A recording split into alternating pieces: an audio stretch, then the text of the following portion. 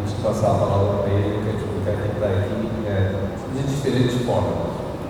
Em primeiro lugar, está aqui como filho do grande Cândido Portinari, um dos maiores artistas que o Brasil já produziu. Anos atrás eu tive que escrever um pequeno parágrafo, então eu fui olhar o que eu escrevi sobre Portinari e vou citar um pouquinho de memória. O Brasil, todo mundo sabe, é um país de formação multicultural. Os povos originários, as sucessivas ondas de imigração europeia, os africanos que vieram escravizados, os asiáticos que vieram depois. Somos um país de múltiplas cores e múltiplos sotaques e sabores. E uma consequência disso é que durante muito tempo a nossa arte, a arte brasileira, foi uma arte emprestada. Nas primeiras décadas do século XX, alguns dos nossos maiores artistas fizeram um esforço de buscar uma síntese da arte do Brasil, traduzindo essa mistura, essa composição múltipla que o país representa. E muito poucos foram tão bem sucedidos quanto Cândido Portinari. Eu gosto em particular da ternura que a gente observa nas pinturas de Portinari, do olhar carinhoso com que ele olha a pessoa humilde, o trabalhador, o escravo, as cenas do nosso dia a dia. João Cândido Portinari nasceu em 1903, faleceu em 1962, deixou a obra e deixou o filho, João Cândido, que é também matemático de formação. Estamos aqui falando do fato que ele foi um dos organizadores do Bloco Brasileiro de Matemática muitos anos atrás. E além disso, João Cândido chamou a si a tarefa de resgatar o legado artístico do pai. Há anos ele lidera o projeto Portinari, que é um projeto que identificou, catalogou, reproduziu as obras de Portinari para benefício de todos nós. Grande amigo do IMA, quando vocês forem à sede, entra na biblioteca, do lado esquerdo da entrada da biblioteca, há uma salinha que está decorada com reproduções da obra de Portinari, originadas pelo projeto Portinari.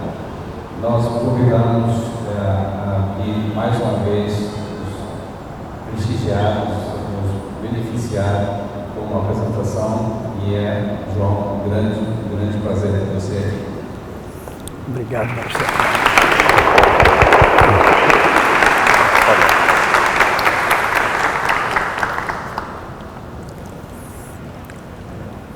Boa tarde. Eu queria dizer da emoção que eu estou sentindo de voltar às minhas origens aqui no meio de vocês. Queria agradecer ao Marcelo por essa introdução tão generosa.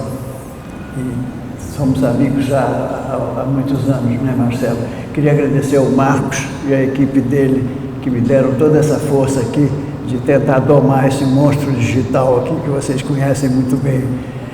E queria agradecer a Cris, que foi uma espécie de anjo da guarda para mim nesse contato aqui com vocês, né? Eu queria também pedir permissão para eu não me estender muito aqui nessas palavras de introdução, porque eu acredito que eu vou chamar vocês para uma viagem que eu acho que vai ser emocionante, tanto para vocês quanto para mim. Então eu queria começar agora mesmo, né? Eu vou colocar aqui, espero que aqui o monstro digital me ajude, né? Então vamos lá.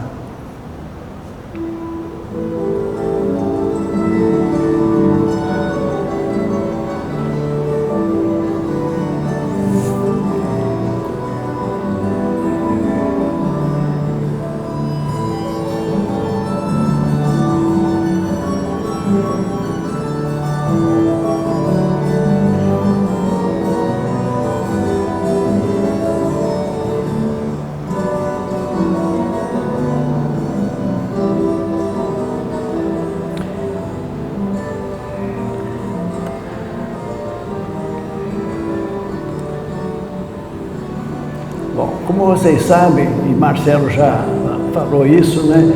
Antes de fundar o projeto Portinari, eu passei 13 anos no departamento de matemática da PUC. Eu estava há 10 anos já fora do Brasil, morrendo de saudades, não sabia como voltar, e recebi um convite da PUC, do professor Antônio César Olindo, para voltar ao Brasil e ajudar a criar o departamento de matemática. Isso foi em 1966. E eu voltei com 3 colegas, e nós éramos jovens, doutorandos, sem nenhuma experiência em criar um departamento. Eu tinha 27 anos, e no ano seguinte eu era chefe de departamento, né? E foi uma epopeia. Em 68 houve a reforma universitária. Não sei se vocês sabem que naquela época não tinha departamentos, não tinha tempo integral, não tinha vida universitária, não tinha carreira universitária, não tinha professor de tempo integral. O professor era horista, ele dava uma aula aqui, saía para dar uma aula não sei aonde, né? Então você não tinha uma coisa que fosse um amálgama, né? E aí foram criados os departamentos, foi criada dedicação exclusiva, tempo integral, foi criada uma carreira para o aluno também, que começava como professor auxiliar, né, e chegava até professor titular. Então, isso é uma história que eu estou resumindo aqui muito rapidamente. É claro que ela me emociona muito de estar aqui diante de vocês que estão começando onde eu comecei lá atrás, né? Eu costumo também fazer uma dedicação nas palestras que eu faço, então queria mostrar para vocês como é a dedicatória desta palestra aqui. Vocês talvez não conheçam essa pessoa que está aí, José Pelúcio Ferreira, mas Marcelo conhece. Acho que todo mundo da área de ciência e tecnologia tem uma dívida muito grande com o Pelúcio. Aqui vocês veem o Pelúcio, aqui é o comecinho, né? O projeto Portinari nasce em 1979, portanto, há 46 anos atrás, mais da metade da minha, eu vou fazer 87 agora em janeiro, então mais da metade da minha vida foi dedicado a esse projeto. Aqui vocês têm o nascimento do projeto com o apoio de grandes nomes da ciência brasileira, né? Aqui vocês têm o Isaac Kertenetsky, que era o presidente do IBGE, está aqui o Pelúcio, eu, mas muitos outros, né? O Aristides, por exemplo, Aristides Pacheco Leão, era o presidente da Academia Brasileira de Ciências também, nos apoiou, não é? Mas tinha uma pergunta, né? Por que a ciência se uniu à arte aqui? Por que o projeto de um pintor precisava de matemáticos e de engenheiros? Antes de falarmos nisso, nós precisamos falar no mistério. Convido vocês para nós ouvirmos juntos um poema que é o coração do nosso desafio. Ele fala da mão que cria, do mistério de como o artista traduz a alma para a tela.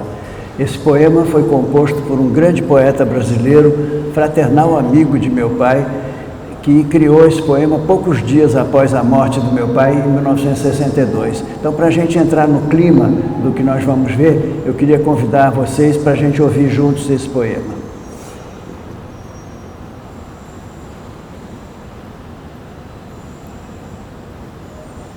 Entre o cacetal e o sono, o garoto viu uma estrela dourada na parede da capela, e nada mais resiste ao grupo pintora. A mão cresce, muita que não é para ser pintado, mas sofrido. Entre o sonho e o catedral, entre guerra e paz, entre máquinas, aprendidos, músicos, jangatas, andróidas, entre os roceiros mecanizados de Israel, a memória de ouro do aroma do dinheiro do Brasil, entre o amor e o ofício, este amor que existe. Todos os meninos, ainda os mais desgraçados, sejam destinosamente felizes. Agora, há uma liberdade sem angústia, mesmo no estado angustiado, porque era dor e glória, conhecimento plástico do mundo, e por assim haver disposto o essencial, deixando o resto ao doutor de mudança, bruscamente se cala, e for para nunca mais a mão infinita, a mão de olhos azuis, de Cândido Portinari. É claro que a gente não tem tempo aqui de fazer uma biografia de Portinari, não é? Mas eu queria dar pelo menos 2 razões para vocês da importância dele. 2 razões diferentes, né? A primeira é esta aqui. o pintor que pintou o Brasil. O Israel Pedrosa era muito amigo nosso, né? Professor lá da UF, pintor, escritor, e ele um dia disse essa frase, né? Nenhum pintor pintou mais um país do que Portinari pintou o seu. Eu fiquei assustado com isso, falei, peraí, Pedrosa, você está querendo falar do Brasil, né? Ele disse, não, João, estou falando da pintura universal. Você tem pintores imensos, né? Miguel Ângelo, Van Gogh, Picasso, mas me aponte um que tenha pintado mais no seu país do que Portinari pintou dele. E eu tive que concordar com ele, né? Sabendo das 5.400 obras que Portinari nos deixou, eu tive que concordar com ele. Mas o legado plástico, né, de pintor de Portinari não é o único motivo para a sua importância. Há um outro motivo, que é ele como intérprete da sua geração. Como nos diz aqui o historiador de arte Clarivaldo Prado Valadares, né, da Bahia, em que ele nos coloca essa questão do Portinari e da sua geração. Portinari participou da elite intelectual brasileira ao lado dos mais consagrados nomes, no exato momento em que todos eles promoviam uma notável mudança na estética e na cultura dos grandes centros brasileiros. E aqui eu queria mostrar para vocês quem são essas pessoas que estão aí no fundo aí, né? Isso aqui é um momento, essa geração estava sempre junta, né? Eu me lembro lá em casa, por exemplo, minha mãe dava umas macarronadas que não tinha hora nem para começar nem para acabar. E aí ia chegando Manuel Bandeira, Graciliano Ramos, Carlos Drummond de Andrade, Jorge Amado, Vila Lobos, Oscar Niemeyer, Cecília Meirelles. Então, aquela gente toda ali discutindo a arte, discutindo literatura, poesia, política, Brasil, mundo, né? E nós perdemos um pouco isso, né, Marcelo? Nós viramos um pouco índias, a gente não tem mais aquela coisa daquela geração que estava sempre junta, sempre discutindo, sempre participando, né, da vida nacional. Se vocês querem ver alguns nomes aqui, olha, vamos mostrar aqui, por exemplo, esse aqui é Carlos Drummond de Andrade, ao lado dele Portinari, aqui Graciliano Ramos, que estava fazendo 50 anos aqui, né? Ao lado de Graciliano, o ministro da Educação e Saúde, na época era ministro da Educação e Saúde, Gustavo Capanema. Vocês sabem quem era o chefe de gabinete de Gustavo Capanema? Carlos Drummond de Andrade. Incrível isso, né? Aqui vocês têm Manuel Bandeira. Esse aqui atrás parece Monteiro Lobato, né? Com essa sobrancelha espessa assim, mas é Jorge Amado, ele era bem novinho ainda aqui, né? Aqui na outra ponta, José Lins do Rego. E aqui, meio escondidinho aqui, porque ele era mais jovem e era um pouco tímido, Vinícius de Moraes. Então vocês veem esse diálogo entre eles, né? Por exemplo, o sofrimento do retirante, que o Graciliano descreveu em Vidas Secas, era o mesmo que Portinari pintou, né? Essa comunhão de propósitos que coloca o homem no sentido do ser humano, né? Em especial o homem brasileiro no centro, reforça a ideia de que a arte deles era um instrumento de conscientização cívica e de afirmação da nossa identidade nacional. Mas apesar dessa dupla importância de Portinari, ele ia sendo esquecido, como vocês vão ver nessa denúncia que o seu biógrafo, né, o escritor, jornalista Antônio Calado, nos faz aqui, ó. Isso 15 anos depois da morte de Portinari, né? Ele coloca o painel Tiradentes, né? Vocês conhecem o painel Tiradentes? Ele ficava na escola em Cataguases, lá em Minas Gerais. Foi adquirido pelo governo do estado de São Paulo para o grande sofrimento dos mineiros, né? Mas acontece, né? E aqui vocês veem o destino de Tiradentes, que foi desmembrado, né? Foi esquartejado e desmembrado. E o Calado faz um paralelo com o destino de Portinari naquela ocasião, 15 anos depois da morte dele, né? Segregado em coleções particulares, em salas de bancos, Candinho se vai tornando invisível. Vai continuar desmembrado o nosso pintor, como Tiradentes que pintou. Então, é uma grande, né, denúncia de uma grande lacuna cultural, e a gente poderia dizer que o projeto Portinari surge como uma tentativa de responder a isso, né? Não é só isso, quer dizer, vocês vão ver um pouco mais adiante o que estava acontecendo no Brasil em 1979. Né? Por que surge um projeto como esse naquele momento, né? Esse foi o nosso grito de guerra em 79. A crise era clara, o acervo porque a memória do povo corria o risco de se perder. O desafio exigia uma ação que fosse além da história da arte. E a primeira matéria publicada sobre o projeto Portinari foi essa página inteira, né, do jornal O Globo, que tinha essa manchete paradoxal, né? Como é que você pode ser famoso e ser desconhecido ao mesmo tempo? Porque todo mundo sabia o nome de Portinari, mas não conhecia nada sobre a obra dele, sobre a vida dele, né? Aqui o repórter perguntava, né? Mais de 95% da obra de Portinari está escondida em coleções particulares, em salas de bancos. O que foi feito do trabalho de um homem que durante toda a sua vida exprimiu emocionadamente a vida, a terra e a alma brasileiras, né? Então o projeto surge, né, com essa missão, né? A crise era a manchete, né? O resgate precisava de um método sólido e uma voz autorizada para garantir a viabilidade e o apoio do país. O curioso é que o mesmo Antônio Calado, logo no início, veio visitar a gente e ele fez uma matéria em que ele qualificava o nosso trabalho com 2 palavras, amor e técnica, não é? Ele resumiu em 2 palavras o que para nós se tornaram um lema: amor pela obra e pelo Brasil. E técnica, o rigor científico necessário para fixar para a posteridade um legado de tamanha dimensão. A percepção do humanista validou a união das humanidades com as exatas, que é a essência do nosso trabalho. Vocês vão ver ao longo de coisas que o DNA do projeto Portinari está na matemática, né? Ele surge no departamento de matemática da PUC, né? E eu queria mostrar o que foi a primeira face visível do projeto Portinari. Foram apresentações como essa que eu estou fazendo aqui para vocês, só que na época, vocês veem aí, aqui eram 2 projetores com aquele carrossel de slides, né? Aquilo era uma loucura, você botar o slide certo ali, era uma confusão danada, né?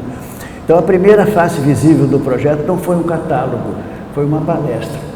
Nosso objetivo era angariar a empatia pública, adesões e patrocínios, né? Mostrando que a nossa metodologia era rigorosa e confiável.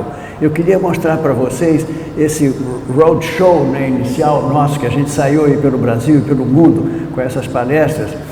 Eu queria mostrar para vocês o desfile de instituições que nos convidaram a fazer essas palestras, e eu queria convidá-los a descobrir o que essas instituições têm em comum. Preste bem atenção nos nomes que vão circular aí, depois eu vou perguntar para vocês se vocês acertaram, tá? Olha aqui.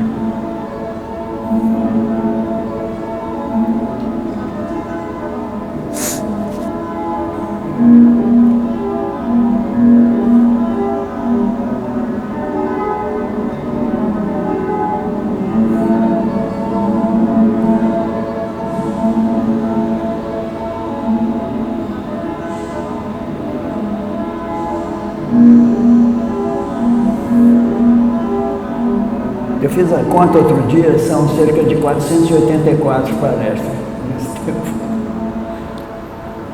Mas prestem atenção e depois vocês vão me dizer o que tem nessas instituições aí, o que é curioso aí.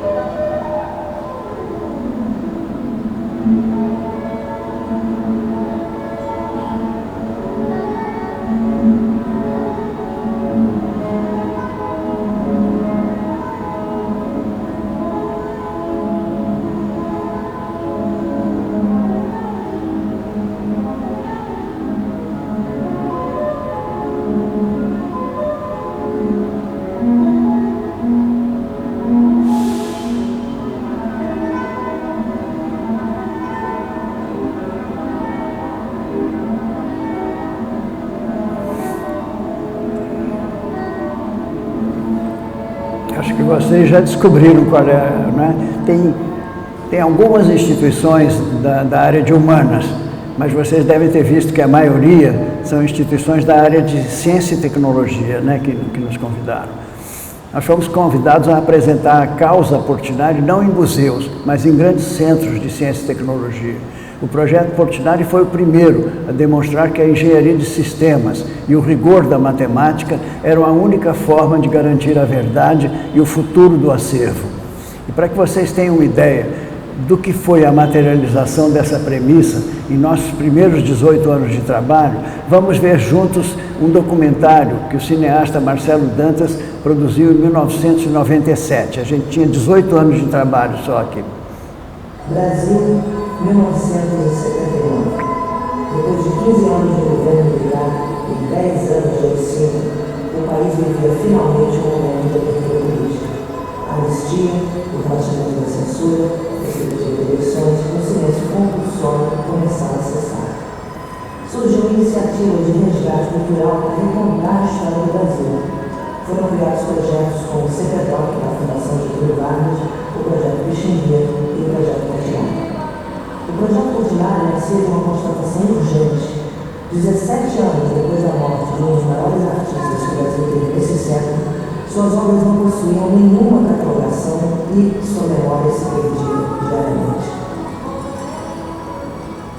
Uma equipe liderada por João Cândido Portinari, filho do pintor, começou um trabalho de detetives para tentar reunir as informações sobre as obras de Cândido Portinari e as memórias de sua época.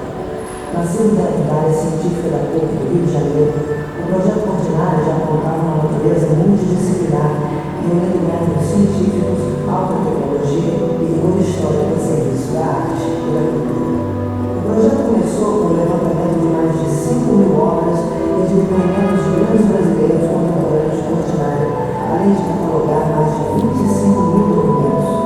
No processo de cruzamento de informações, muitos fatos vieram à tona e muito foi se descobrindo sobre como aprender a ler Portinari.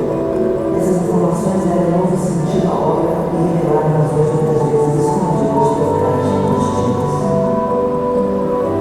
O projeto Portinari não interessava fazer um juízo de valor sobre a obra do artista, mas sim criar uma base de informações imparcial e de livre acesso para pesquisadores e público em geral. O projeto sempre buscou ter uma face pública, seja através de exposições, publicações e palestras, proferidas de norte a sul do país e no exterior durante mais de 15 anos.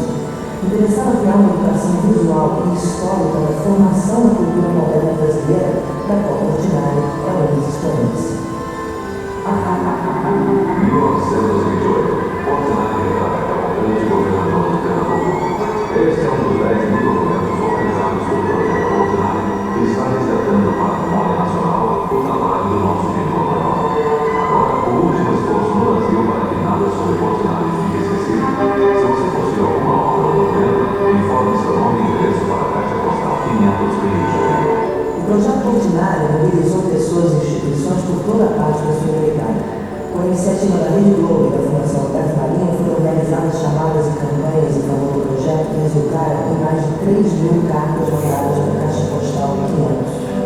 Fruto dessa mobilização, quadros importantes dados como perdidos foram encontrados pelo país inteiro, além de informações que ajudaram a compreender o contexto das obras.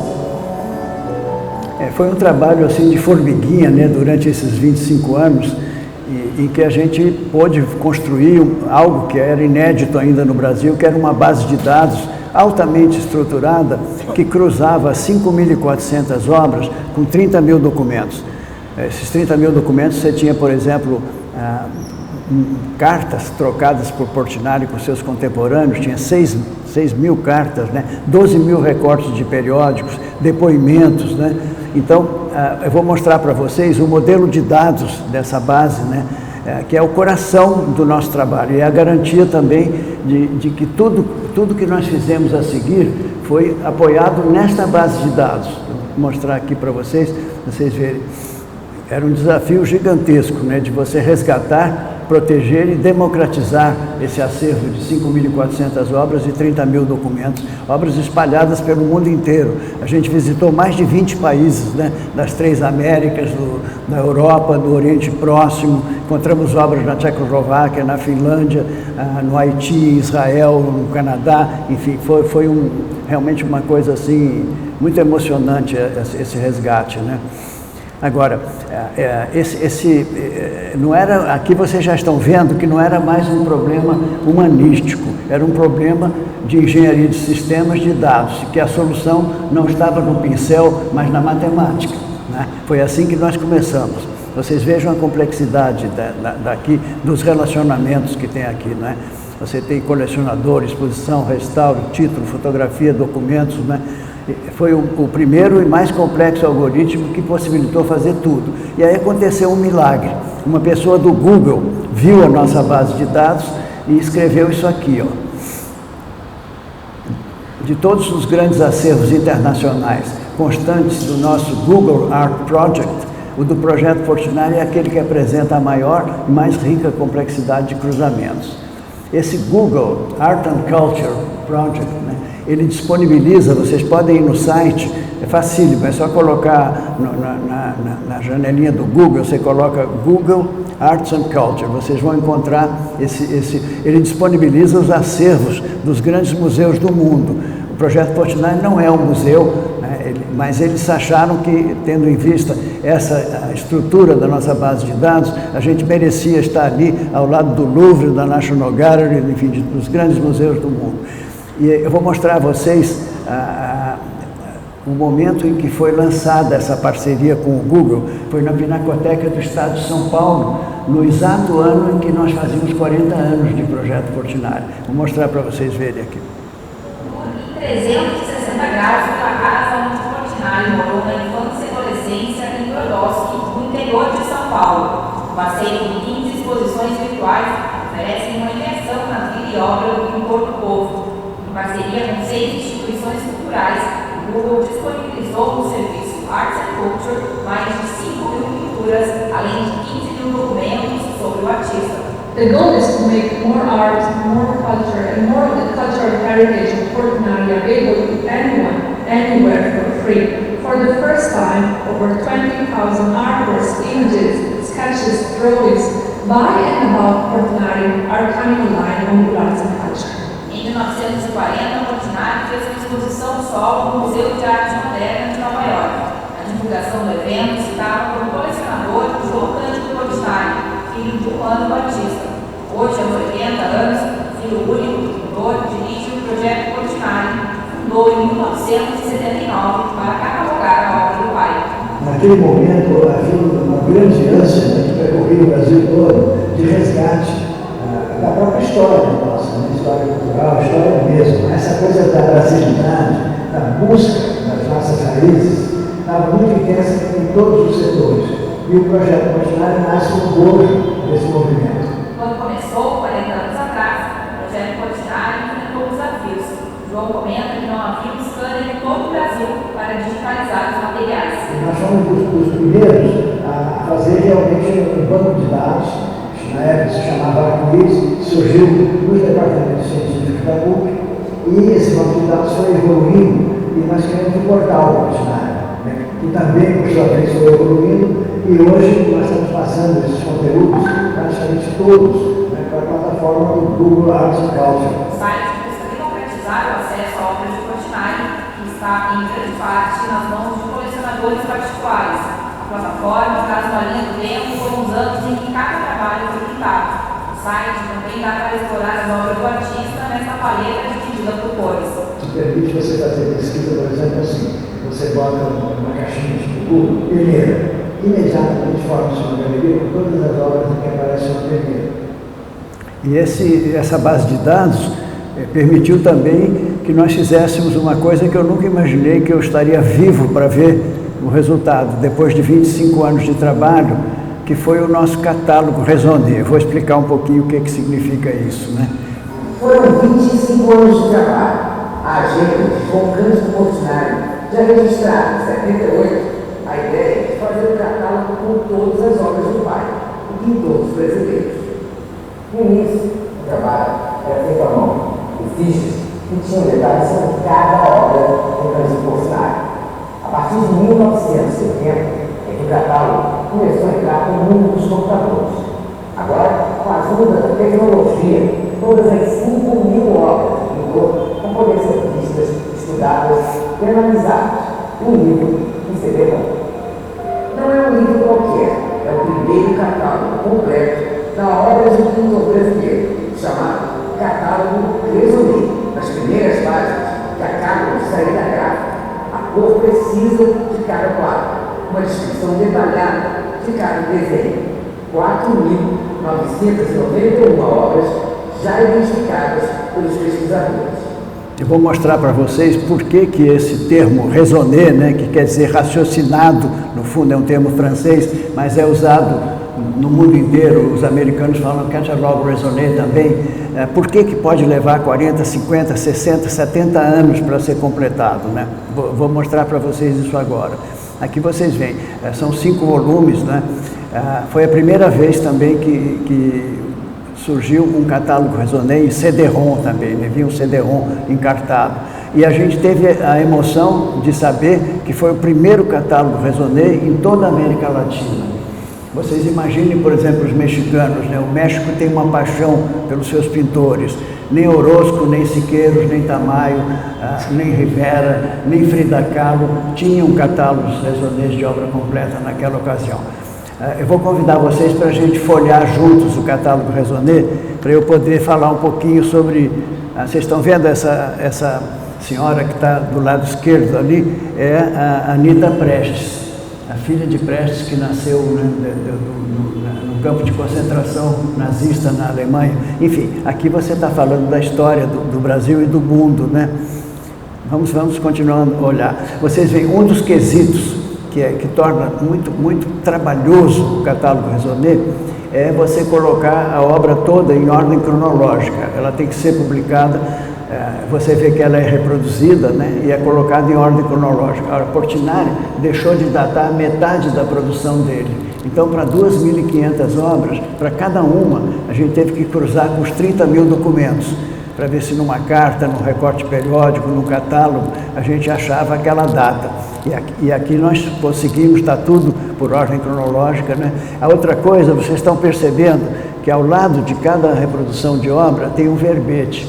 Esse verbete é o coração do raisonné. Tem muitos livros de arte por aí que se dizem raisonné e que não são, porque não satisfazem isso. O que é esse verbete? Se essa obra tiver sido citada numa carta de Manuel Bandeira, por exemplo, a referência a esta carta tem que estar nesse verbete. Então, isso é um trabalho realmente de formiguinha, né? Então, vamos olhando aqui para a gente ver. Então, esse é um produto final, é a materialização, é uma das materializações da base de dados, é o banco de dados impresso, né? Outra grande alegria que a gente teve foi ver que o nosso catálogo raisonné virou um presente de Estado. Aqui vocês veem o presidente Lula oferecendo ao presidente da França, mas ele ofereceu à rainha da Inglaterra, ao Papa Bento XVI, ao primeiro-ministro do Japão, ao secretário de Estado americana, né? E isso nos deu, evidentemente, um grande orgulho, né? O rigor científico da catalogação confere autoridade diplomática, né, ao nosso catálogo. Isso não foi o único produto da base de dados. Eu vou mostrar um outro aqui, que é absolutamente pioneiro até hoje. Eu não conheço no mundo inteiro nada que seja semelhante a isso. Nós chamamos isso de carrossel raisonné.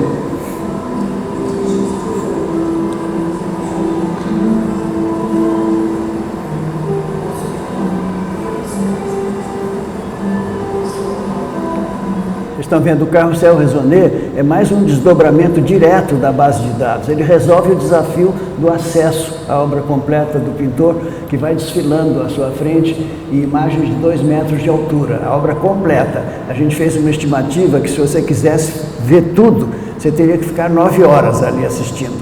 É claro que ninguém fica, né? Mas você vê um pedaço cronológico da obra, né? E aqui também, eu não conheço assim nenhum artista de nenhum lugar do mundo que tenha o carrossel raisonné. Por que chama carrossel? Uma vez eu estava tomando café da manhã em Ipanema com o Marcelo Dantas, que foi quem fez aquele documentário que vocês viram, e o Marcelo vira para mim e diz assim: João, o que você acha da gente jogar o catálogo raisonné na parede? Eu levei um susto, falei: o que você quer dizer com isso, Marcelo? E ele queria dizer isso aí mesmo, né? Jogar o catálogo raisonné na parede era isso, né?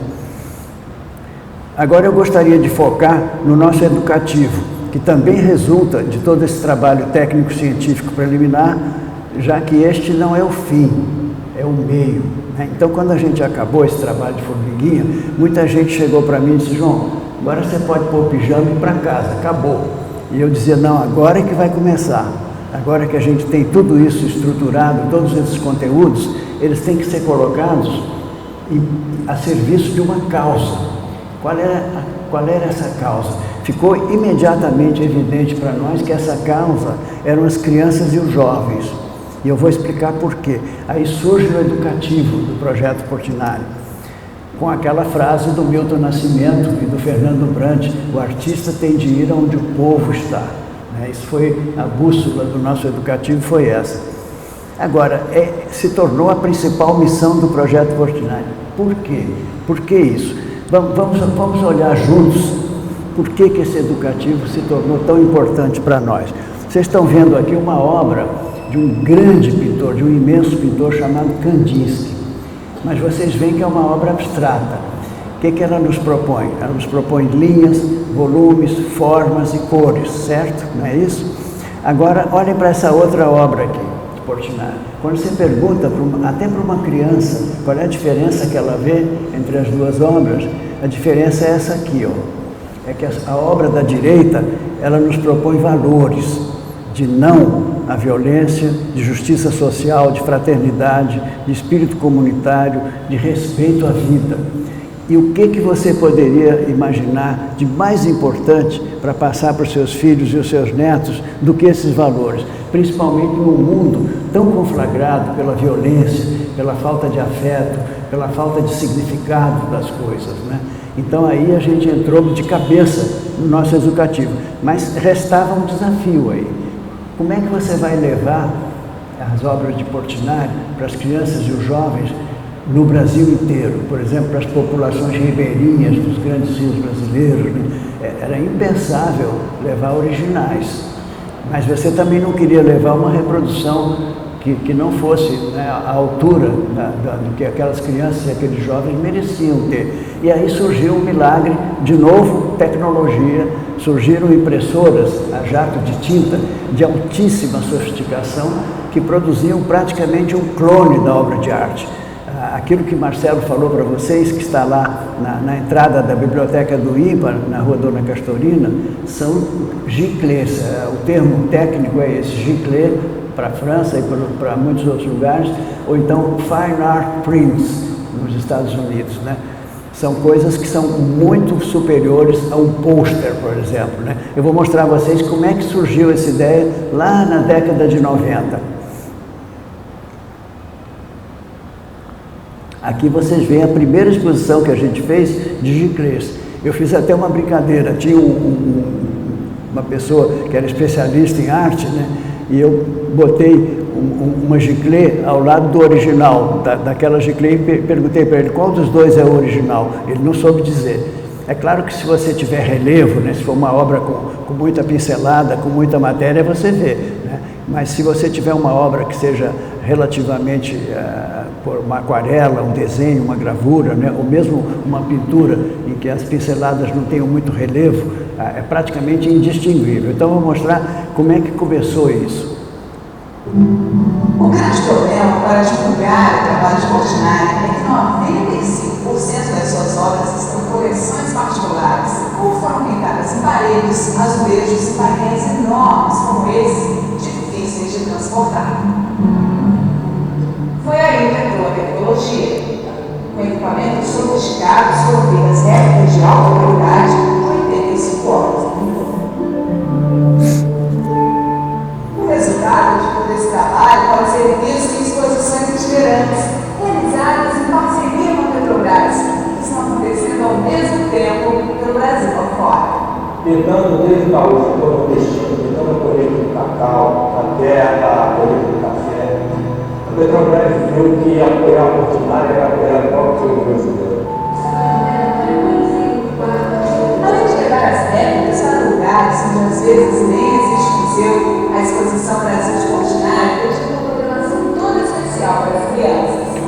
Aí a gente saiu aí com 8 exposições idênticas, né? Porque o Giclée permite você fazer um clone da obra, então você tinha 8 exposições idênticas que passaram a percorrer o Brasil inteiro. Eu vou mostrar um exemplo para vocês. No Pantanal do Mato Grosso do Sul, a gente montou o educativo no convés superior de uma chalana da Polícia Florestal e subimos 1.200 quilômetros, de Porto Murtinho até Corumbá, parando nas populações ribeirinhas e recebendo as crianças. Celi, você já viajou esse Brasil inteiro fazendo essas exposições interativas.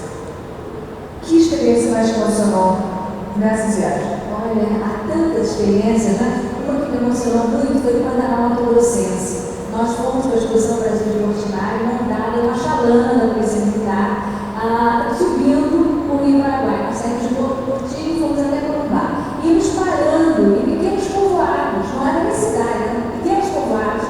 E eu sentia, quando entrava com aquelas crianças no barco para ver a exposição, eu sentia assim uma emoção grande, porque era assim, a primeira vez que eles estavam vendo, e talvez a última, né? Então a gente tinha que dar tudo possível e ir para aquelas crianças.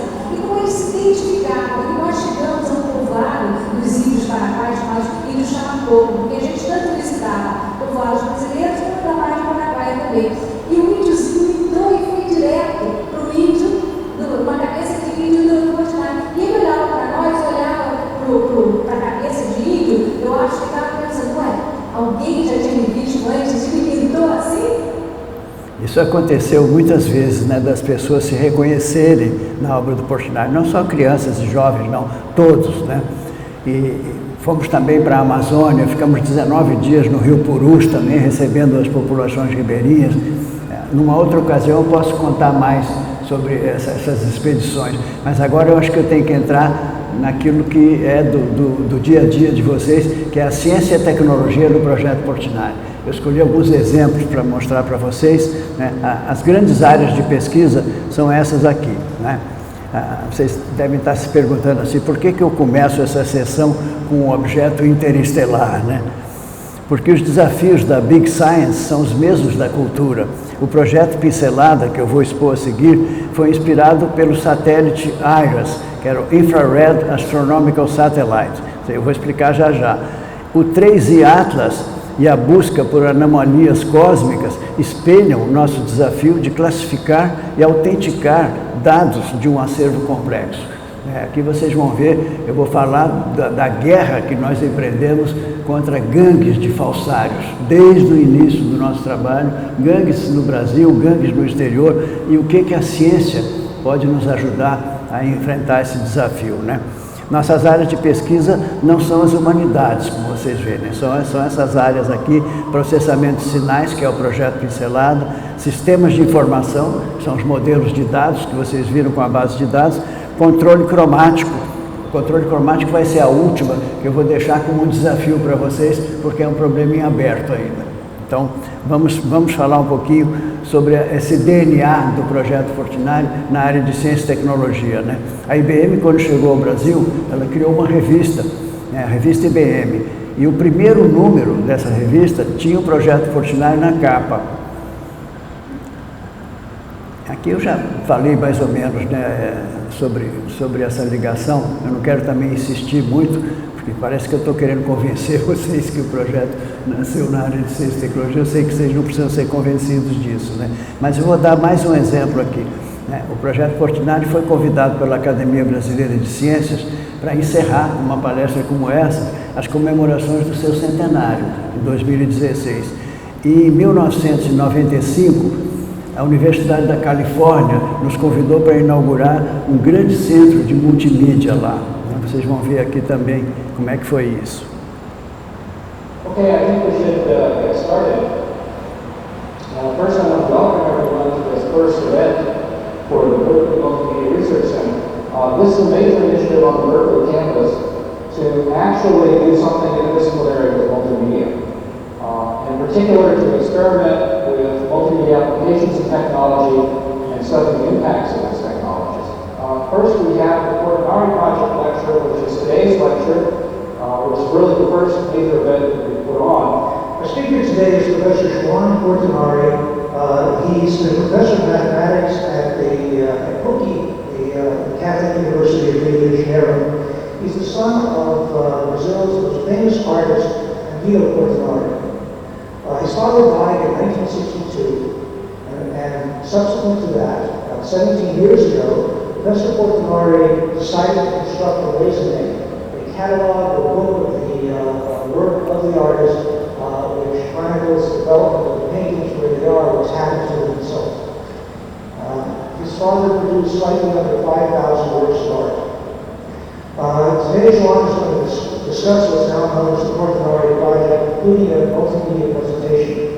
I had the good fortune of seeing a presentation like this in Austria at the beginning of the summer. It was actually very moving, and I wanted to find a way to bring it to the Berkeley campus.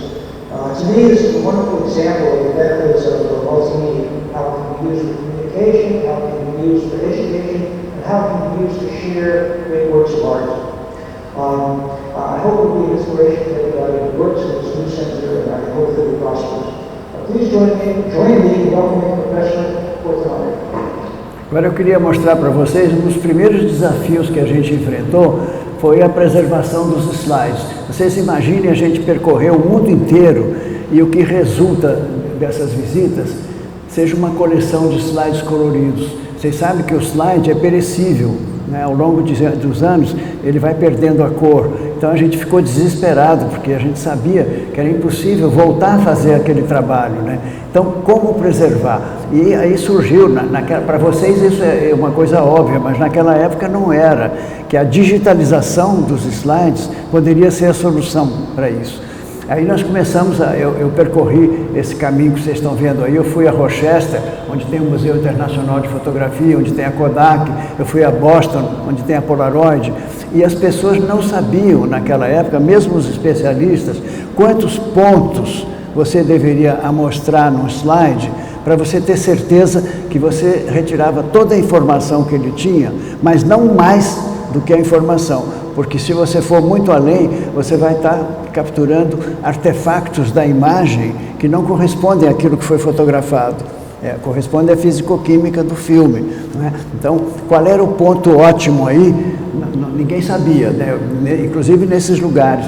E foi o Jean-Paul Jacob, né, que era da IBM, ele foi o gerente do centro técnico da IBM em Brasília, que foi meu colega quando eu estudava na França, que era um cientista assim, extraordinário, Jean-Paul. Nós sentamos um dia lá na PUC, fizemos um cálculo lá e chegamos à conclusão que você tinha que tirar 100 pontos por milímetro.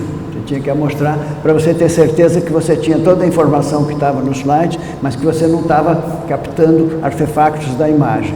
Mas aí, se você fizer a conta, cada slide nosso tinha 6 centímetros por 6. Então você tem 6.000 por 6.000, não é?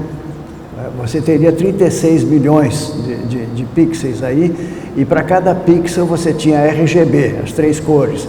Era absolutamente impossível naquela época você...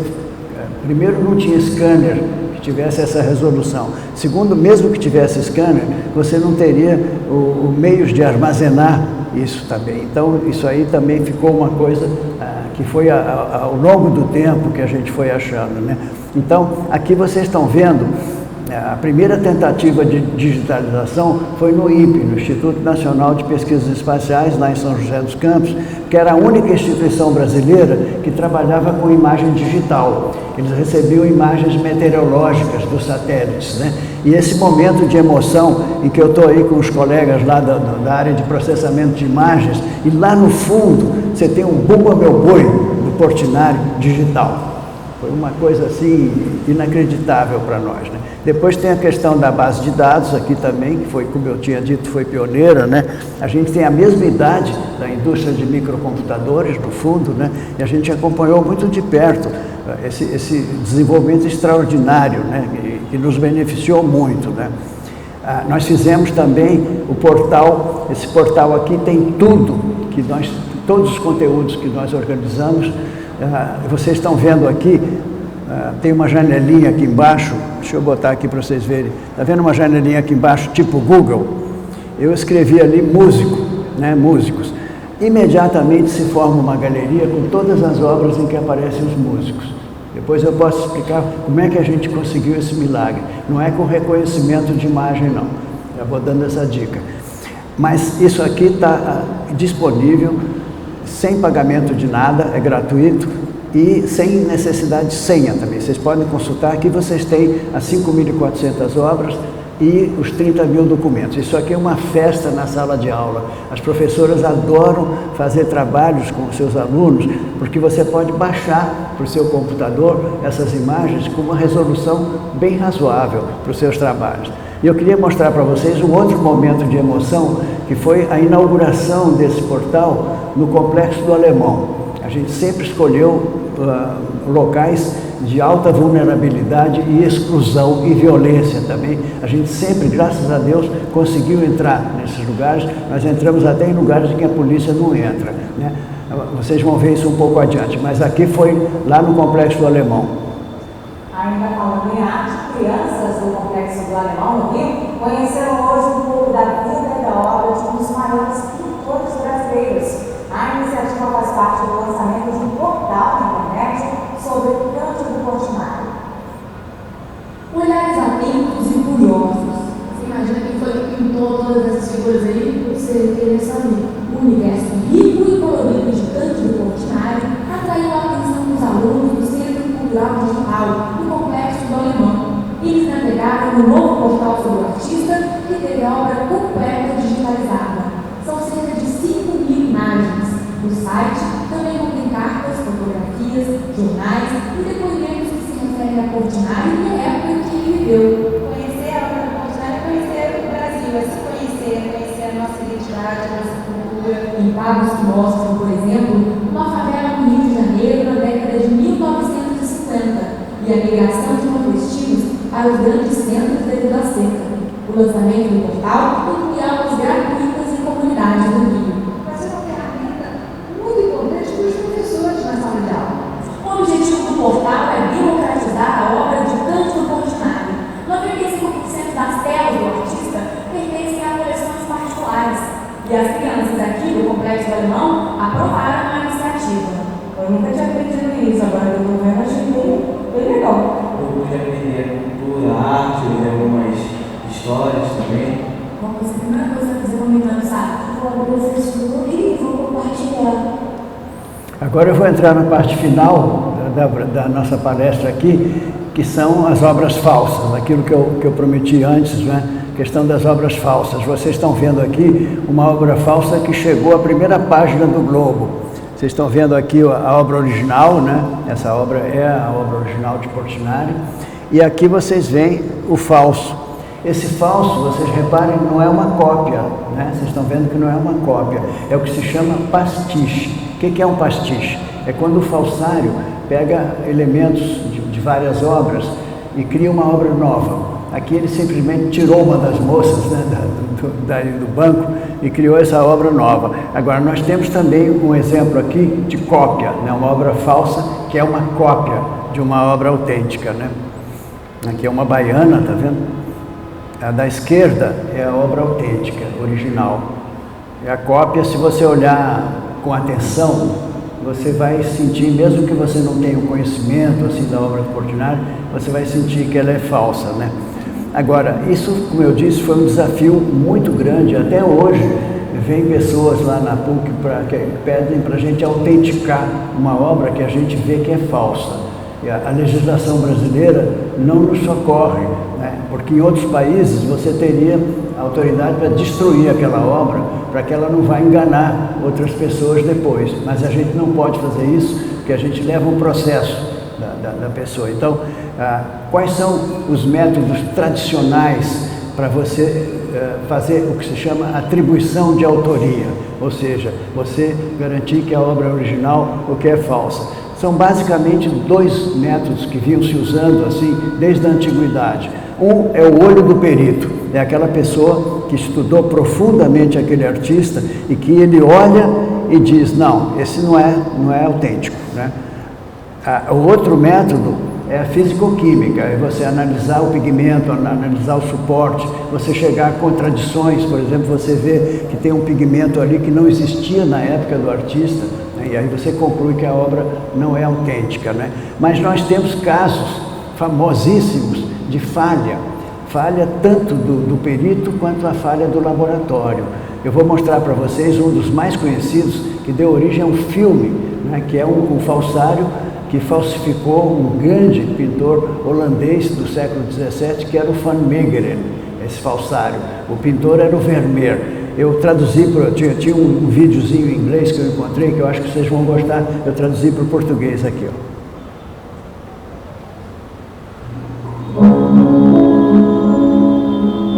Aqui estão duas pinturas, uma de Johannes Vermeer e outra de um falsificador do século XX. Você consegue adivinhar qual delas é verdadeira e qual é falsa? A da esquerda é intitulada Mulher Lendo Música e a da direita, Mulher de Azul lendo uma carta. A última foi pintada por volta de 1663 por Johannes Vermeer e o da esquerda foi pintado por Hans van Meegeren na década de 1930. Na minha opinião, é uma falsificação bastante convincente, contendo todos os elementos icônicos de uma pintura de Vermeer. A calma, a composição equilibrada, as cores.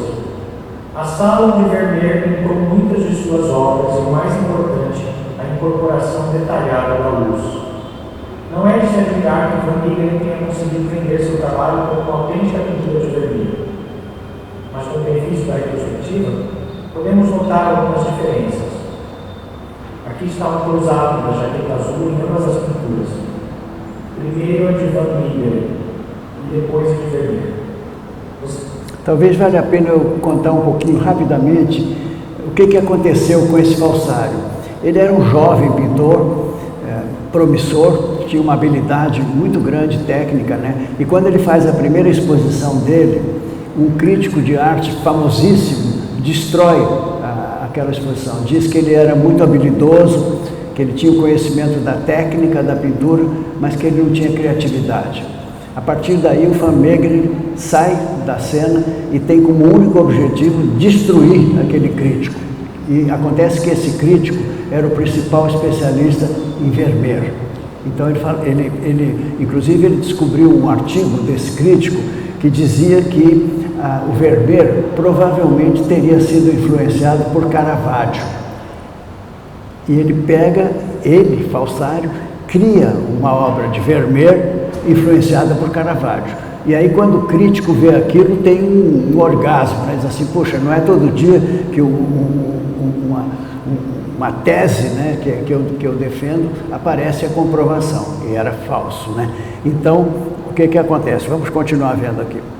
Percebe alguma diferença? Ok, as cores parecem um pouco diferentes, mas isso ainda pode ser devido à deterioração e à restauração de cada pintura. Nesse caso, as dobras nas roupas são muito mais pronunciadas na pintura direita, que é a de Van Meegeren. Se você observar algumas das outras pinturas de Vermeer, perceberá que as dobras de Vermeer são muito menos pronunciadas.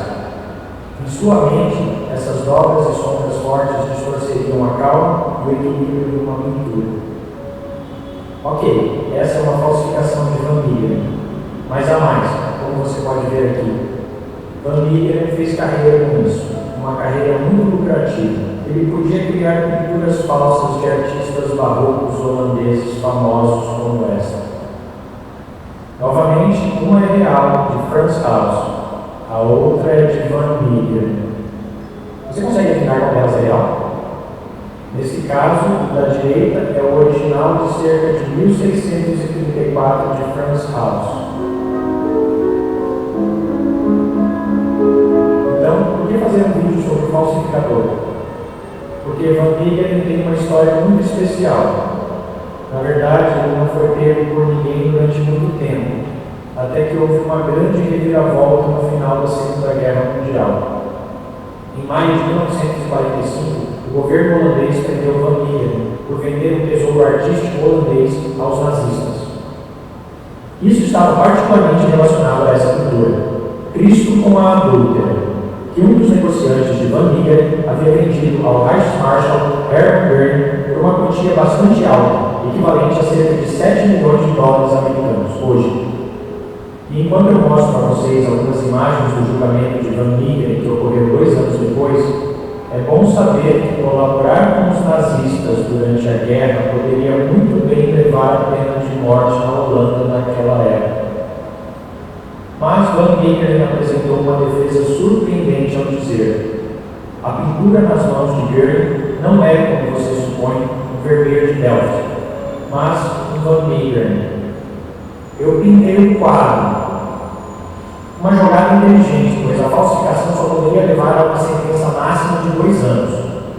Mas, embora ele tenha admitido a falsificação, é claro que o promotor não ficou imediatamente convencido. Após algumas pesquisas, eles decidiram que Van Meegeren tinha que provar que era um falsificador.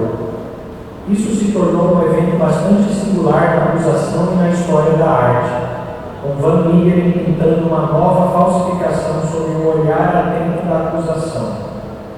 Você pode ver aqui como Van Meegeren está trabalhando em Jesus entre os médicos.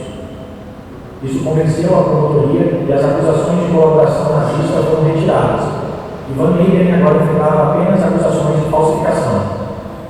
Havia uma dinâmica interessante nesse caso.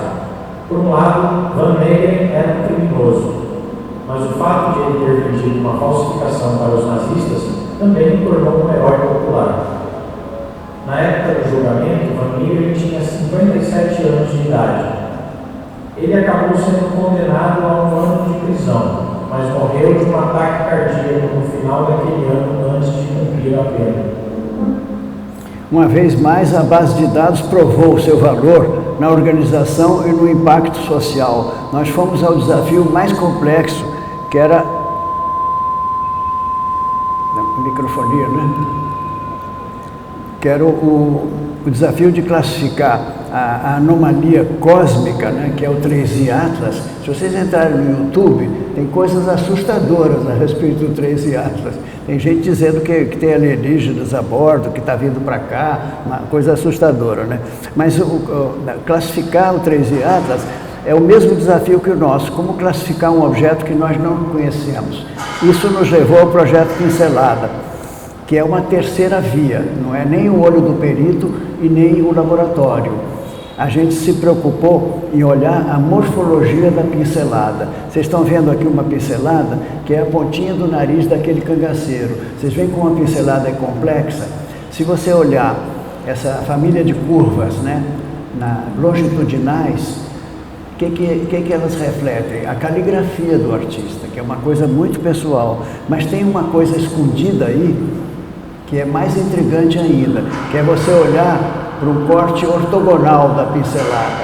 Se você fizer um corte perpendicular à pincelada, o que você vai obter? Você vai obter uma série de pontinhos coloridos, com cores diferentes. O que isso reflete? Reflete a maneira do artista misturar as tintas na paleta, que é uma coisa altamente pessoal também, né? É dessa mistura que cada cerda do pincel ganha uma cor. Então, quando você corta a pincelada ortogonalmente, você tem uma família de cores ali, não é? Então, a partir dessas observações, nós resolvemos trabalhar com as pinceladas. A gente fez macrofotografias de um grande número de pinceladas de obras que nós tínhamos certeza que eram autênticas. Qual era a ideia aqui? Era procurar encontrar uma espécie de impressão digital do artista, uma verdadeira impressão digital. Então, vocês estão vendo aqui o que a gente fez. A gente pegou uma macrofotografia da pincelada, reduziu para 16 níveis de cinza para ficar uma coisa mais simples, pegou a transformada de Fourier, que é uma superfície, e essa superfície, devido à periodicidade da pincelada, ela tem uma reta muito clara, que vocês veem ali, aqui, está vendo essa reta aqui, ó. Então, fica praticamente óbvio que a gente deveria cortar essa superfície por um plano de topo. Qual seria o resultado? Um perfil, que é esse perfil que vocês estão vendo aqui embaixo. Então, cada pincelada gerava um perfil. Já era uma simplificação bem robusta, né, para a gente poder trabalhar. Mas o que fazer com esses perfis? A ideia era usar algum tipo de classificação automática de objetos, né? E aí aconteceu um milagre também, porque nesse ano foi lançado um programa chamado IRAS, que era Infrared Astronomical Satellite. Qual era a missão desse satélite? Era mapear o céu na região do infravermelho. O que resultava da observação de cada astro? Um perfil que era o espectrograma no infravermelho daquele objeto celeste, né? E aí surgiu um outro milagre, que foi aí relacionado com a estatística bayesiana. A NASA lançou um software chamado AutoClass, que utilizava a estatística bayesiana para classificar objetos, né? E esse software teve um sucesso extraordinário e saiu na revista Science uma matéria com o título assim: Software de computador descobre nova classe de objetos celestes. Olha que coisa extraordinária isso, né? E aí meu colega Jorge Svetlich, do Departamento de Matemática, trouxe para nós a revista Science, falou: João, olha aqui, ó, por que a gente não pede para a NASA mandar o AutoClass para nós? E a NASA autorizou o uso do AutoClass, né? E aí, daí por diante, vocês vão ver, né? Saiu na imprensa, né? Eu vou mostrar a vocês também. A gente apresentou esse trabalho na Universidade de Cambridge, na Inglaterra, né? E também foi constatado que era uma ideia absolutamente original. E saiu na revista Manchete aqui, isso aqui também, né? Falsificação nunca mais. Isso não é bem verdade, não, porque a gente não chegou ao ponto de ter um algoritmo que seja conclusivo, que você mostre uma obra duvidosa, você aplica o AutoClass e sai do outro lado que a obra é verdadeira ou falsa. Não chegamos, inclusive, porque a Petrobras, que apoiava essa pesquisa, cortou a verba e dissolveu sua equipe. Então, isso aí ficou parado. Vou mostrar a vocês como é que o nosso colega Sidney Passione foi entrevistado, como é que isso foi parar no Jornal Nacional, né? Uma coisa dessas. Ó. Nasceu essa ideia de fazer essa identificação pela pincelada, esse é o projeto pincelada. Na verdade, isso tem mais de 15 anos.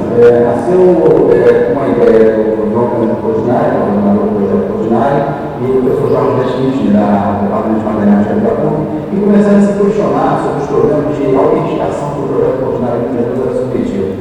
Tinham que autenticar o quadro. Isso criava, como eu já comentei antes, problemas complicados. E eles começaram a buscar, naturalmente, também na universidade que faz pesquisa na área de ciências tecnológicas e exatas, uma maneira mais objetiva.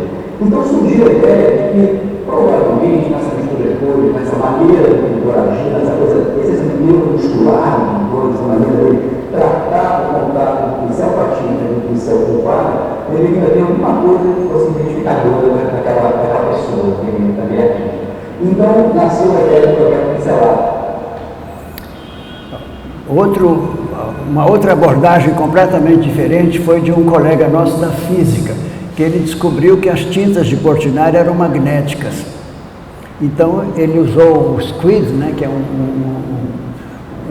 equipamento para você detectar baixo magnetismo, e fez imagens magnéticas da obra, né? Então, você imagina, por exemplo, que você tem um original de Portinari e que você empresta para uma exposição. Quem garante a você que quando eles devolverem, aquilo que eles devolveram é aquele original que você emprestou? Você tira a imagem magnética dos dois.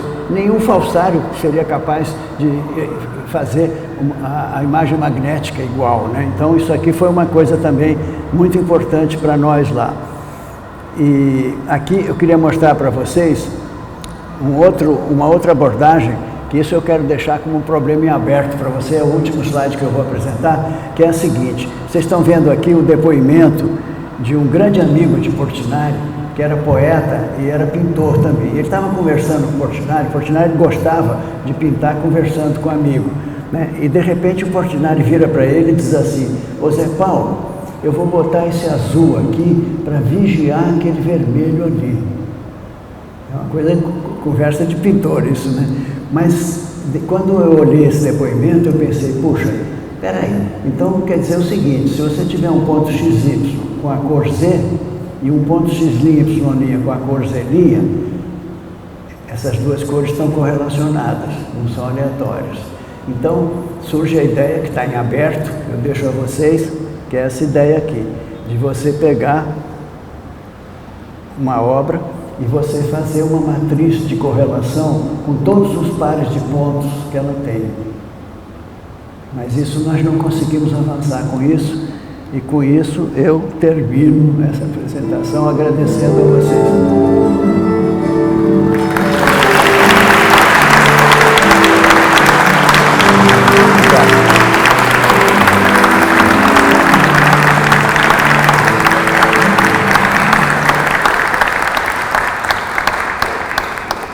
Se vocês tiverem perguntas, a gente pode fazer uma sessão de perguntas. Eu ia perguntar se temos direito de fazer perguntas. Então. Talvez você já respondeu.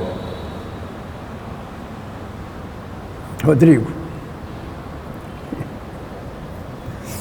Bom, professor, muito obrigado pela aula. Bom, aprendi bastante com o professor também.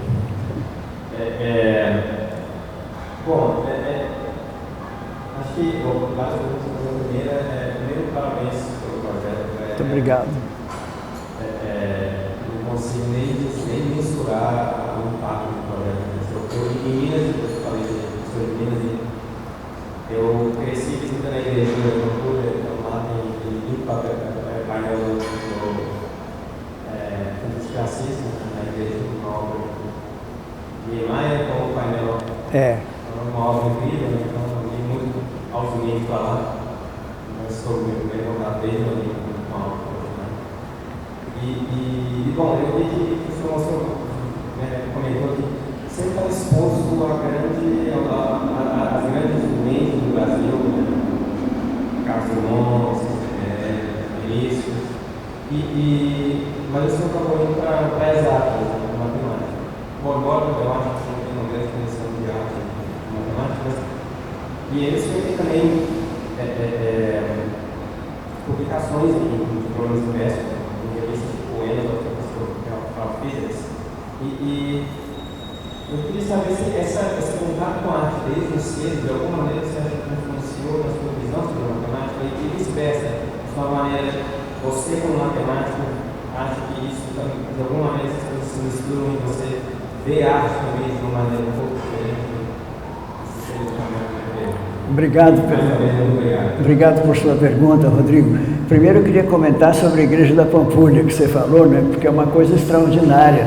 Você tem um prefeito de Belo Horizonte que resolve convidar 2 comunistas para fazer uma igreja, Oscar Niemeyer e Portinari, né? E o resultado era de se esperar. A igreja foi proibida durante 14 anos, não se pôde utilizar a igreja como um templo religioso. O arcebispo de Belo Horizonte ficou escandalizado, era uma cidade muito conservadora, não é, Rodrigo?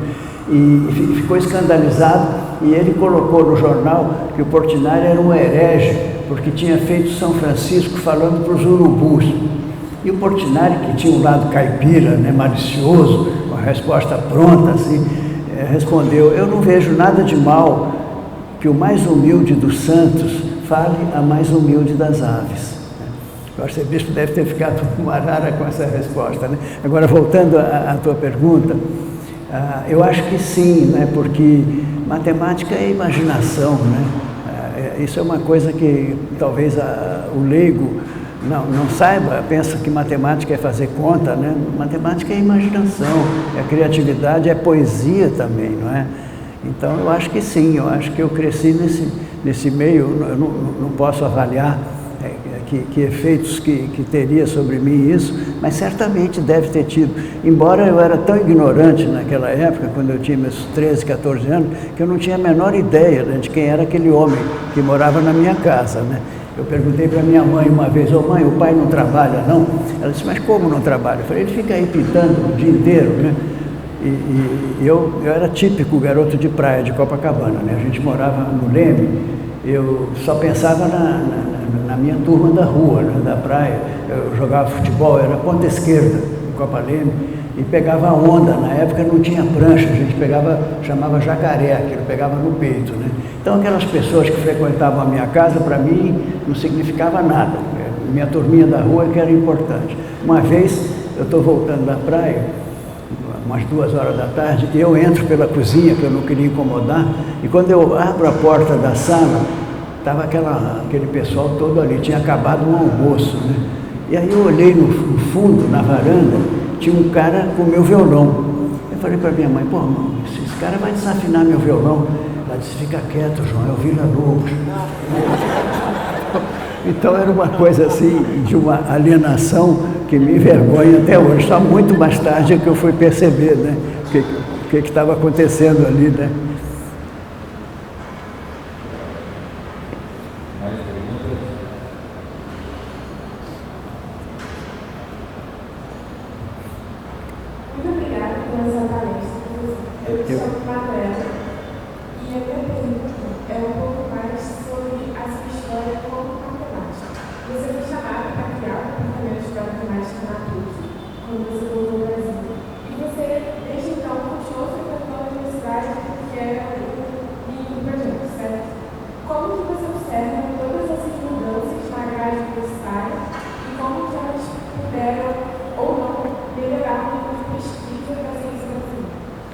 Olha, eu tenho que declarar uma coisa, que é o seguinte, eu não me considero um matemático, né? Quando o Marcelo me apresentou como matemático, eu falei para ele que eu sou um ex-quase matemático.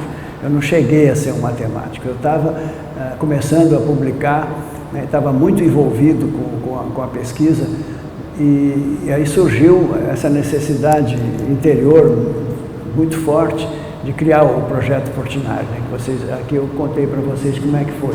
Então, eu não cheguei a ser um matemático profissional, realmente, né? Não poderia dizer isso, não. Eu continuo tendo a paixão pela matemática. Por exemplo, quando eu acordo de manhã para tomar café, eu entro no YouTube e procuro lá problemas de geometria plana, que eu sempre adorei geometria plana, e fico resolvendo, assim, né? Uma maneira.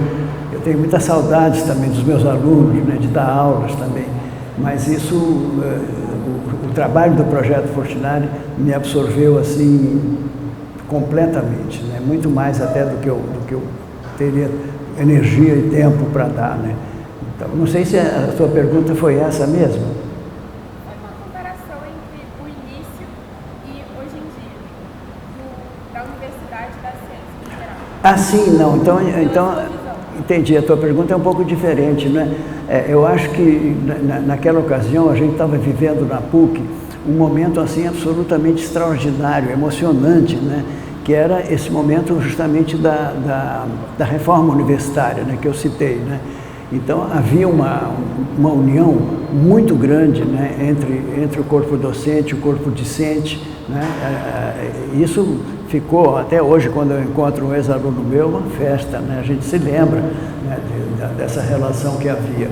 Agora, a universidade hoje, eu não saberia comparar para responder a você, porque eu estou tão mergulhado no projeto Portinari que eu estou tendo pouco contato. Por exemplo, o departamento de matemática, né, que é onde estão todos os meus colegas, eu vou muito raramente lá, eu não tenho possibilidade de ir, né? Eu estou totalmente dedicado ao projeto Portinari. Não saberia te responder. Obrigado, João. Mais perguntas?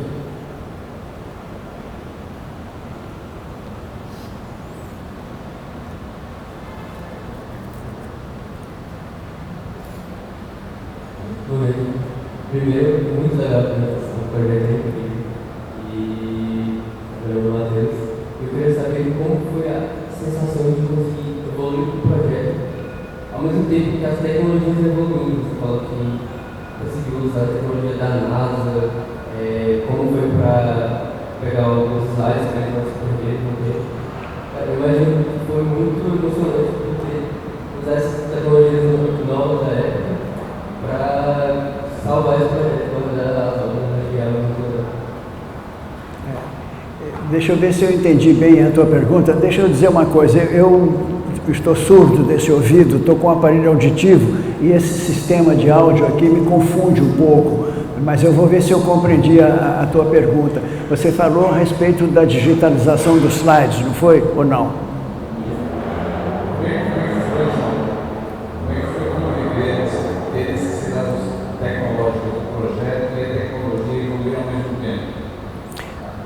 Sim, quer dizer, não, isso foi uma coisa emocionante, né? A gente acompanhar, por exemplo, eu às vezes estava sentado no bandejão da PUC, né? Aí chegava um colega da física e dizia assim, João, saiu ontem na revista Science um artigo sobre wavelets. E isso é uma coisa que pode ajudar a compactar as imagens, talvez seja de grande interesse de vocês. Na semana seguinte a gente já estava implementando isso, entende? Então, esse contato com o pessoal de ciência e tecnologia, ele jamais cessou. E foi extremamente proveitoso, continua sendo extremamente proveitoso para nós, sabe? Eu acho até que nesse momento a gente teria que dar um pique nisso, teria que dar um upgrade, vamos dizer, na nossa relação com ciência e tecnologia, né? Eu acho que esse momento que eu vivi aqui vai reverberar assim em mim durante muito tempo, né? De ter tido esse contato aqui com vocês, que para mim é um privilégio, né? Eu realmente agradeço imensamente ao Marcelo e a vocês todos aqui por isso.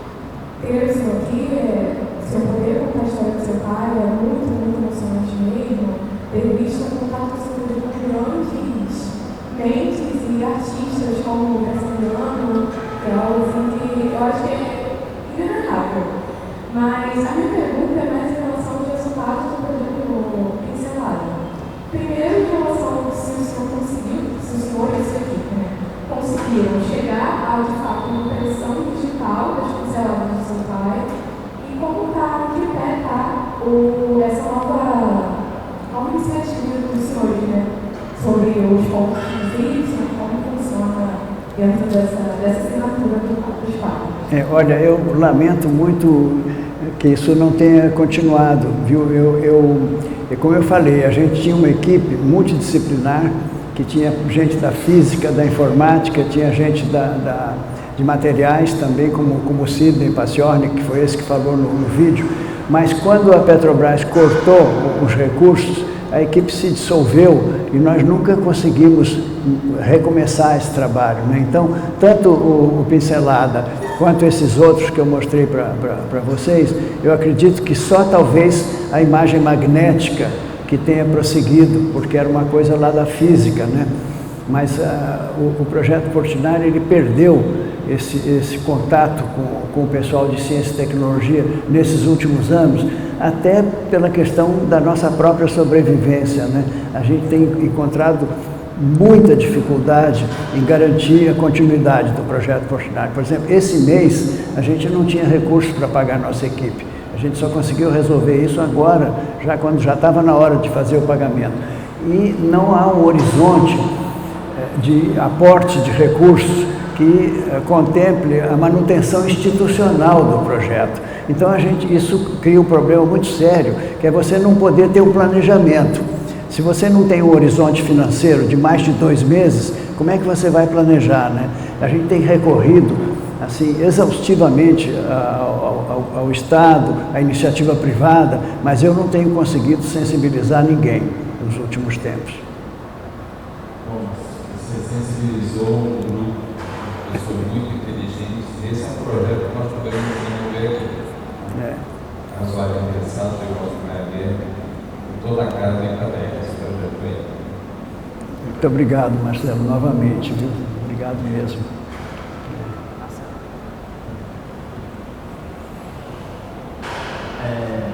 Parabenizar pela excelente palestra, primeiramente.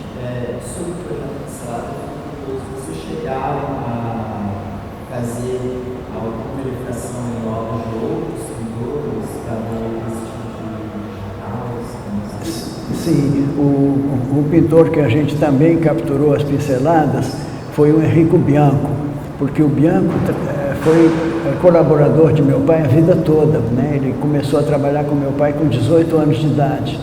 Então, há, evidentemente, uma certa influência de um e outro. Então, se a gente conseguisse distinguir, por exemplo, o Portinari de Bianco, já seria um progresso. E isso aconteceu realmente. Aconteceu. A gente conseguiu, com as pinceladas de Portinari e as pinceladas de Bianco, separar os dois. E aí depois aconteceu a interrupção do projeto Pincelada. Mas eu acho que tem muita margem aí para continuar. Uma continuação da pergunta, acho que está todo mundo já pensando sobre. Você então teria alguns exemplos de casos que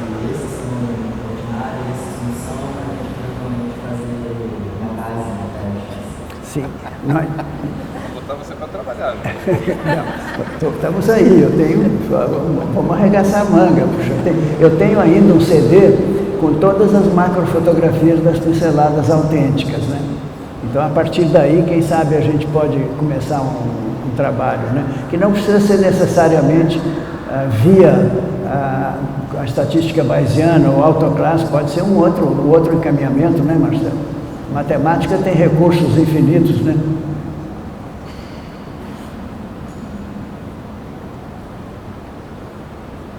Bom, Caio, queremos agradecer a você.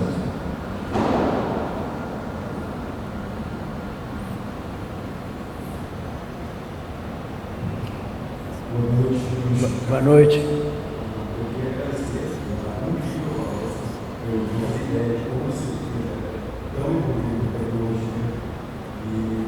Além disso, eu queria ouvir um pouquinho sobre o outro lado do personagem, que é o lado poético. Que lá no Biblioteca do Mundo, eu tive acesso ao livro de poesia. E na carro, tem uma indicatória que o senhor fez uma série. E dentro daqueles poemas, principalmente a primeira parte, do livro que eu li, porque eu esse interior e ver esse lado pessoal. A infância do Portinari é muito legal. Olha, foi bom você lembrar isso, viu? Porque é claro que eu não tive tempo aqui para abordar o Portinari poeta. Pouca gente sabe, né, que Portinari fez poesia, no fim da vida, principalmente, e a Funarte publicou o livro Poemas de Portinari, que eu acho que está disponível no formato PDF na internet, né? E a gente ilustrou, a gente fez poemas de Portinari, os poemas e as ilustrações. E, bom, quem selecionou esses poemas para esse livro foram Manuel Bandeira e Carlos Drummond de Andrade. Então, acho que não há muito o que se questionar sobre a validade dele como poeta, mas ele se considerava um poeta menor, né? Tanto que ele não quis que a primeira edição fosse ilustrada. Ele não queria que o renome dele como pintor favorecesse o poeta. Aí você mostra como é que o homem era, né? Agora, essa parte da poesia, ela nos dá uma compreensão maior sobre a mensagem dele, plástica, né, também. Acho muito importante. Ele colocou no prefácio assim: quanta coisa eu contaria se eu soubesse a língua como a cor. Né? Tem um outro poema também que me impressionou muito, talvez pelo momento que eu vivo hoje, né, da minha idade, em que ele diz assim: a morte será colorida, qual a cor do outro lado? Que é coisa de pintor, né? Você olhar para a morte como pintor, né? Mas esses poemas eu recomendo muito que vocês leiam, porque são muito emocionantes e você tem razão, eles vêm da infância de Portinari, né? Ele teve uma infância pobre, né? Era uma família muito humilde, né? Meus avós eram imigrantes italianos, que eram colonos e fazendeiros de café, mas muito, muito feliz também, né? Vocês devem ter visto algumas obras de Portinari que tem as crianças brincando, e no céu tem o Cruzeiro do Sul, as Três Marias, né? Eu uma vez estava fazendo uma palestra numa escola para crianças pequenas, e quando acabou a palestra, a professora disse assim: o que vocês gostaram aí no Portinari? Aí uma garotinha que devia ter uns 8 anos levanta o dedo e fala assim: o que eu mais gostei foi que no tempo dele as crianças brincavam à noite. Eu fiquei muito emocionado com aquilo, porque quando eu era criança, você acabava de jantar e ia para a rua, né? E hoje isso não é mais possível, né? Então ela fez uma observação aí muito forte, muito importante. As crianças têm uma percepção inacreditável, viu, para as imagens. Boa noite, meu nome é Beatriz. E uma pergunta, só um comentário, que eu vim do interior também, de Rondônia, e eu estudei numa escola que se chama Faculdade de Portinari, e os uniformes tinham as pinturas. E desde criança eu cresci olhando essas pinturas, achava muito legal, mas eu não entendia direito. E depois de grande, eu fui pesquisar mais, e tinha várias pinturas do Cândido Portinari que me impactavam muito. E eu até pesquisei aqui no meu celular que tinha salvado uma imagem de 2022, uma pintura, Os Retirantes, que me impactava muito olhar aquela imagem. E foi um prazer ter assistido essa palestra, porque eu me senti voltando no tempo da escola e como eu admirava as pinturas do meu Fortinari. Então eu que agradeço pela palestra. Eu que agradeço a você. Eu esqueci de falar uma coisa que talvez vocês pudessem ter me perguntado. E o futuro? O que o Projeto Fortinari pensa fazer a partir de agora? Nós estamos nesse momento empenhados assim, até a medula, em levar uma grande exposição Fortinari para a China. O ano que vem é o ano do Brasil na China. E nós estamos preparando. A ideia é você... Os chineses não sabem nada sobre o Portinari e nem sobre o Brasil. Então, a ideia é levar o Brasil visto pelos olhos de um grande artista brasileiro. Né? Nós estamos a mil nesse projeto.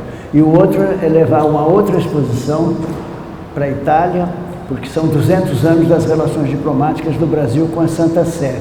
Então, levar a arte sacra de Portinari, que é muito pouco conhecida. Tem a Pampulha, né, com a Via Sacra, mas a obra sacra de Portinari é considerada uma das obras sacras mais importantes do século XX. E ela não é conhecida. Então, a gente está lutando para conseguir os recursos, né, para levar para Roma. Vai ser na nossa Embaixada do Brasil em Roma, que é um prédio histórico chamado Palazzo Panfili, onde morou até um Papa lá, o Papa Inocêncio, né? Inocêncio III. Então, a gente está totalmente engajado nesses dois projetos e também no 6º volume do catálogo Raisonné, porque o catálogo já tem 21 anos, né? Ele foi publicado em 2004. Nesses 21 anos surgiram mais 300 obras autênticas, né? Que a gente considera autênticas. Então, isso justifica o 6º volume. Assim vocês sabem tudo do projeto agora. João, foi um privilégio para a Beatriz, foi um privilégio para todos nós. Muito obrigado.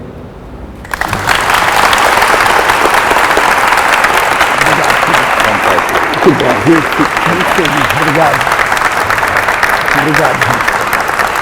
Obrigado. Muito obrigado, viu, pelo carinho da acolhida de vocês. Eu agradeço em nome dos meus colegas do Projeto Fortinari também. Cris, obrigado pelo possível. O pessoal aqui, a Palestra Inspirar agora, obrigado a todos vocês.